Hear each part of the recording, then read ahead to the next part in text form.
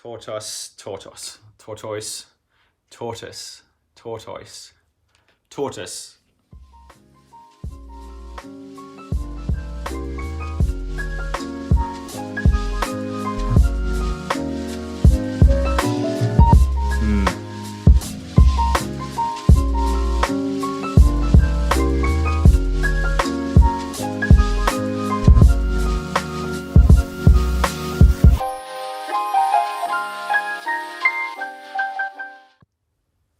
Welcome back.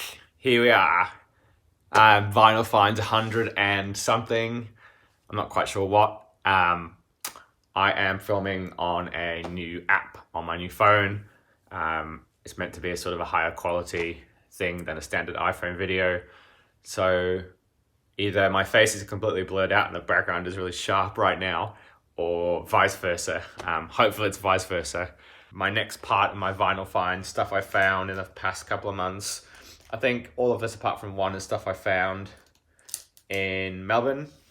Quite a mixed bag of stuff. I was going to do an all jazz video, but I thought, you know what? I'm just going to go with the ones I feel like I've got most to say about them. So yeah, I guess here we go. Got a cup of coffee as always. Let's get into it. I've got nothing really new to report on the music front. Didn't get any further emails from Michel. Been watching lots of videos as always. Yeah,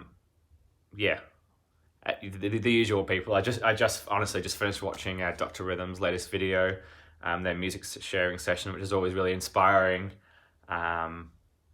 Really fun. Yeah, really fun. Makes me miss doing those sort of videos with Anthony. Many years ago, we used to make YouTube videos after a few drinks, where we sort of very loosely describe the music. Quite a few evenings with whiskey and absinthe on one of them. Anyway, I'll start off with a 2019 release from an artist that I talk about a lot on this channel. An artist that is local to New Zealand and even more local to Wellington, and that's Myele Manzanza. This is his new record from this year, called A Love Requited. Myele is actually just left to go to the UK to relocate permanently and hopefully make a living over there and get part of the scene that's happening at the moment. And I think he actually should have done it a couple of years ago, because he is supremely talented, an amazing drummer.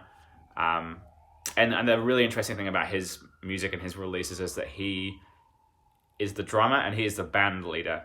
And if you watch one of his live shows, the drum kit isn't at the back of the stage, it's at the side of the stage. But he sort of sits on the side of the stage and looks back into the band and drives everybody, and it's just cool to see something.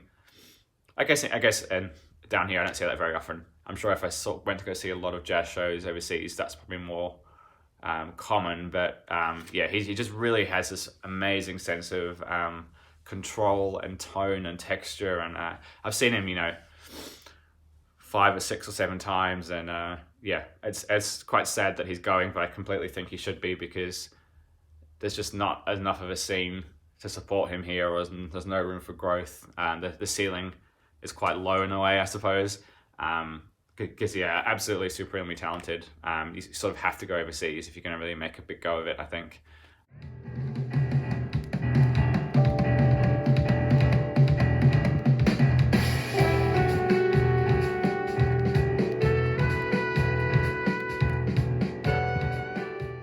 Yeah, I think I did show his record, which I highly recommended, from a couple of years ago, called 1.1. But now that this is out, I would recommend this one as the one to check out for sure. I think this is a massive step up in his music. I think the production is a whole lot better. The tones of the instruments. Jake Baxendale, who plays a lot around here too, is on alto, and I think he's got a really nice tone. How do I describe this? It's probably hard bop jazz fusion with spiritual elements to it. There's a lot of themes about love and redemption here. The music sort of starts off quite hard and angular and quite not angry, but quite dark. There's a lot of like really pushing tight notes, and the album eventually ends up in a lot more relaxed and a brighter sounding space. So as a loose concept, it moves through a whole bunch of feelings and sounds and really opens up. Yeah, really wonderful. So there's a mixture of Australian artists who I recognise and a couple of New Zealanders on here too. So it's a really nice, South Pacific record, I guess. Really good on First World Records. I really recommend this. Please check it out on YouTube or Spotify. The interesting thing is the Spotify version of this album has actually got about 5 or 6 more tracks cut into it. Some of them are almost spoken word interludes, and some of them are actually just full tracks. There's a really nice track on the Spotify version called Pencaro, which is not on here, unfortunately. Pencaro is a name of a lighthouse around the coast of Wellington, and it's about his time when he used to go for a run around there. So I saw him play his sort of farewell final New Zealand show, and he played this album with a full band. You know, there was sort of 12 or 15 musicians up on stage, and it was really fantastic. If you follow me on Instagram, I posted up what am I talking about? I posted up a video on my Instagram channel with a couple of snippets.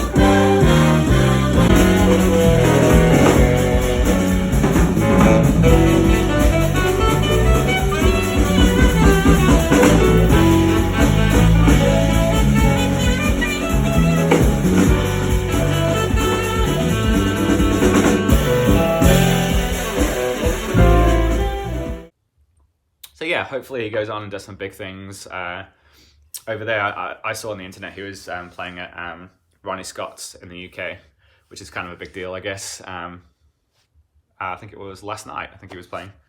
Anyway, moving on.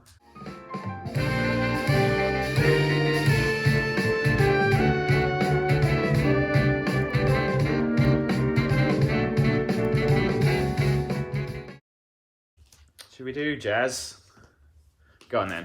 We'll go to this. This is one that I found in Melbourne, quite cheap. It was marked down, so I was quite surprised. This is one that I'd been aware of the cover for a while, vaguely, and then when it got reissued a couple of years ago, it sort of came a bit more into my attention, and I listened to it a bit online, and it didn't massively grab me online, but I loved the cover, and I knew that Richard Davis, Billy Hart are always worth a listen. I love this artwork, and I saw it there, and I was like, you know what, I'll give it a go. You know, a few people that I really trust posted this up on various pages and on YouTube. So I gave it a go, and I like it. It's really good. It took me a while to get into it, and I had to sort of refocus my brain into what this was, and it's just it's really nice. It's really solid. It's just a really good record. It's very smart playing. Everything has its right place to it. There's a really nice balance between funkier jazzy tracks and more ballad stuff. Some of the bits almost sound, for lack of a better word, I'm not going to say the word romantic, but it has a little bit of gets into that sort of romantic jazz cocktail vibe, just tiny in certain parts. But some of the tracks are really beautiful, especially the ones that get into a more of a funky jazzy thing going on. I do really like this. I have found myself over the past 2 months playing this a lot, just something to put onto, and I like the variation in it. I think that works really well.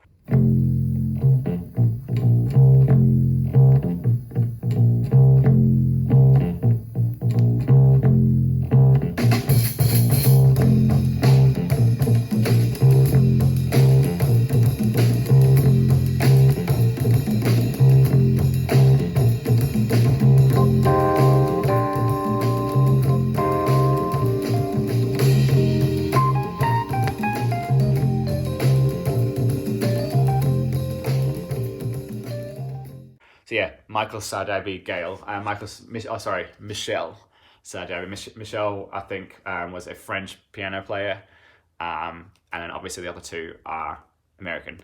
And the percussion, I've no idea who this is, Leopoldo Fleming. If anyone knows who he is, I don't know, let me know. The tracks to check out are the last track, Sambando Nas Ondas, which has like a Latin feel, and the title track, Gail, and the funky jazz one called Spindrift. So this is a reissue from 2017, I should say, on World 7 Records. He does have another record called Michel Sardaby live in New York, which I'm going to try and hunt down. Hopefully that will get reissued soon as well. And I'm pretty sure that one has Ray Barretto on it, which is always cool. So yeah, there we go.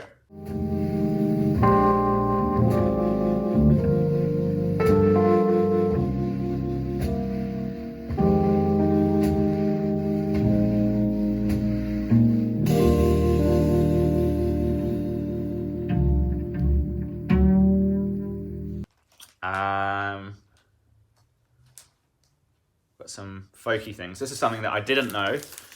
The cover rang a very distant bell, but maybe because it looks like some other covers. But it had a really interesting description on it, and I saw that it was on the French Crypto label, which I know is a big fan of ours truly, Fred Bigstar. I have a feeling Fred once told me, and I could be mistaken, but Crypto Records was the label just down the road from where he grew up as a kid, which is pretty cool. Anyway, this is a Baroque, acid folk, but not quite acid, Baroque pop, folk, acid folk, psychedelic, French record, a couple of tracks in English, a couple of tracks in French. Parts of it remind me of like that, the Sart record, the Krautrock record on Pills, S-A-A-T. But the songs are really catchy, really fun, quite easy to remember. They're not fun, but they're catchy, they're memorable, is the word I was going to say. Yeah, this is really great. I honestly can't give you any more pointers for names of note, other than the cover is fantastic. But yeah, this would be an amazing listen. Oh, that could be The Postman. Maybe there's some records. Maybe I'll do a live unboxing. Hang on. No records today, although I have a few coming in the mail, especially a couple that I'm quite excited about. I actually ran down the stairs, so I'm a bit out of breath. Anyway, yeah, I've got the two, God, what's the label called? I want to say International Artists, but it's not that. The new Damien Locke Black Monument Ensemble coming, and the Irreversible Entanglements record. I'll post some little graphics to the things here, which I'm very excited about. Thanks to Roger Coleman for switching me onto the Irreversible Entanglements record. I'm very excited to get those soon. But it'll be a while before I talk about them on camera because I've got a big backlog to get through. Anyway, check this out. It's all on YouTube. Really good. I'm really happy I picked this up. Just wonderful, wonderful sounds. Lots of acoustic guitar and yeah, I think is there strings in here? No, but the saxophones, bongos, 12-string guitar, classical guitar, lots of flute. Really lovely. Don't you know it's Sunday? Can't you see it's Sunday right now? How do the mountains get so high? How are the stars still in the sky?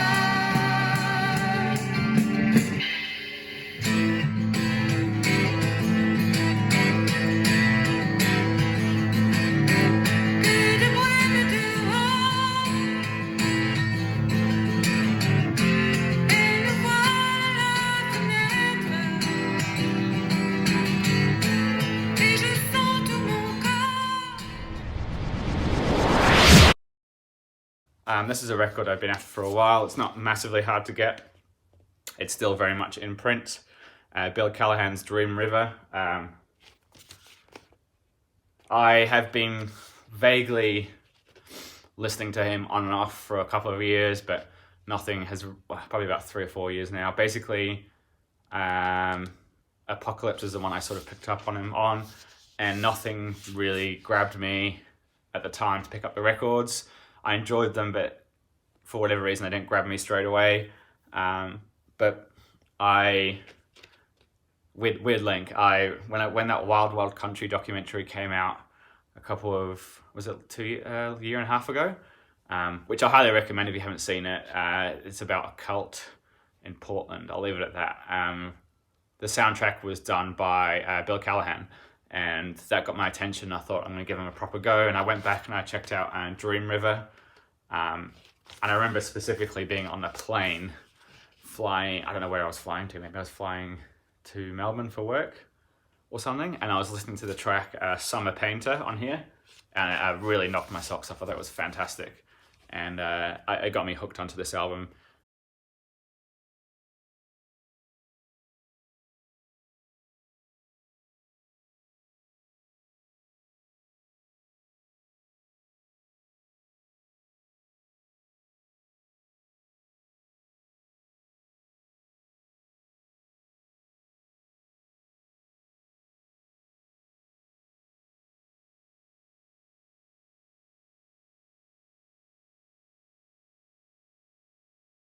So I'm happy to get this. Found this quite cheap. Not really. I think this is a really good. It's my favorite record. I haven't heard all of his stuff, and I haven't gone all the way back into all the Smog stuff. But yeah, I really like this. It's fantastic. The sing. I mean, it's all really great, really beautiful. If you don't know Bill Callahan, it's sort of singer songwriter. A really deep voice that really. It's recorded quite close, and it sounds like he's very much in your ear talking to you. You really go into his mind and what he's singing about. Very personal, but not in a depressing way. Just a really interesting, larger than life character that you get drawn into, I guess. Yeah, please check this out. I think this is my favorite of his. This one sort of has a lot of flutes and almost Americana sounding sounds to it. Really good. Dream River.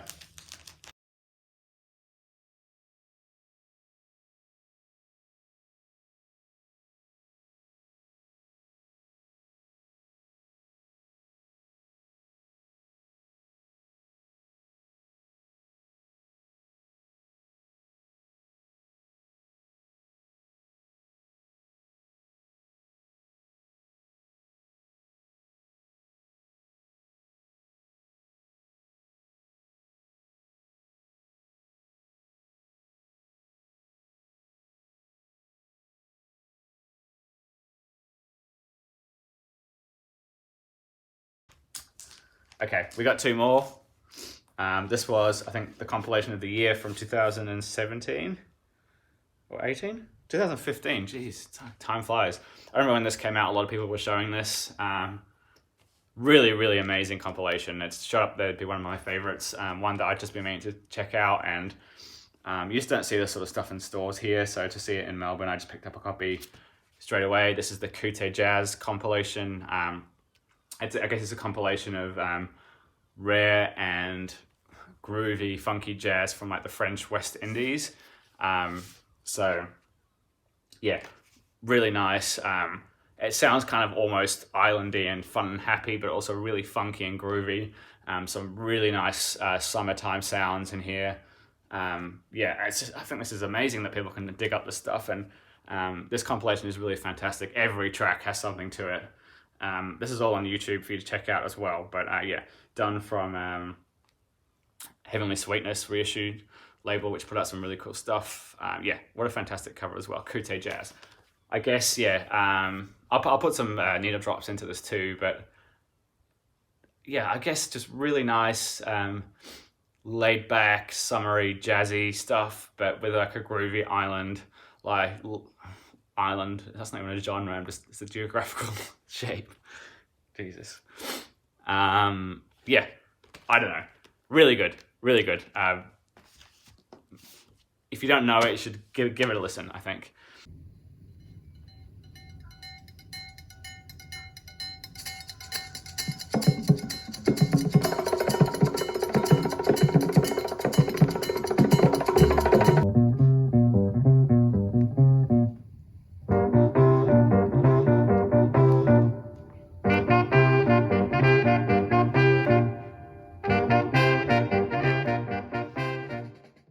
And the last one here, this was a very cheap record. I'm gonna have a slurp of coffee before I continue. Just need a bit of a hit.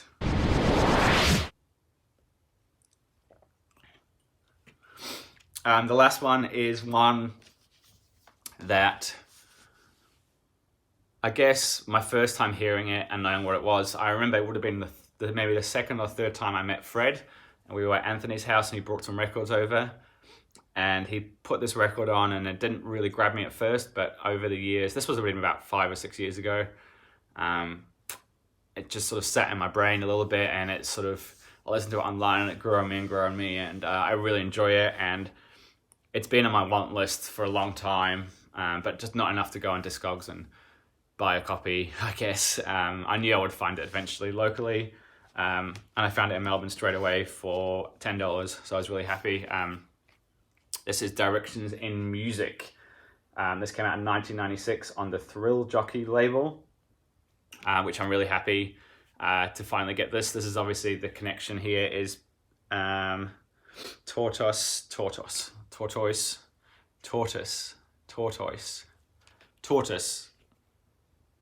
and Gastro del Sol. I think there's two members. I should know this before talking about it on camera, but I think it's a member from each in this band. Is it Bundy K. Brown?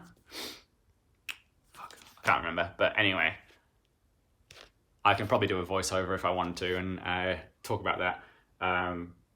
Yeah, this is fantastic. It's, I guess you would call it post-rock, being 1996, but this is probably a lot more on an acoustic, not pastoral, that's not the right word, but definitely a lot more laid back and not in a rush to go anywhere, kind of lazy and hazy and winding, really beautiful. To me, it sounds like a very nice, I guess, a really warm autumn afternoon, something like that. It's a really beautiful piece of music. Yeah, it does sound a little bit of its time, but it's really wonderful. I guess it's a post-rock record, but it's just really focused on acoustic tones, I guess.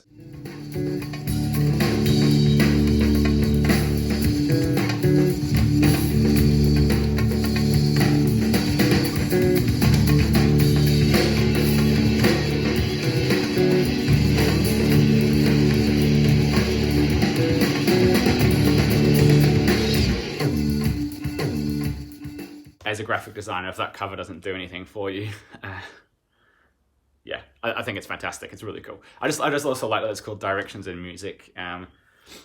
Obviously a bit of an, I get a hint or a nod to Miles Davis. I guess it could be kind of jazzy in a loose way.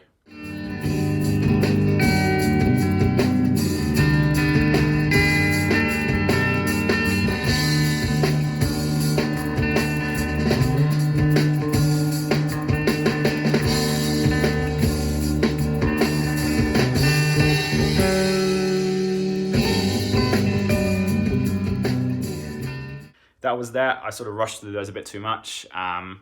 Yeah, let me know what you think. Some people have been leaving some really good recommendations in the comments, which I really enjoy. A lot of stuff I haven't heard of. So yeah, please keep doing that, because that's how I love to learn. Yeah, I always check out what people have been recommending to me, which is really cool. Anyway, I have to go do some real work now, but I'll talk to you guys later. Cheers, bye.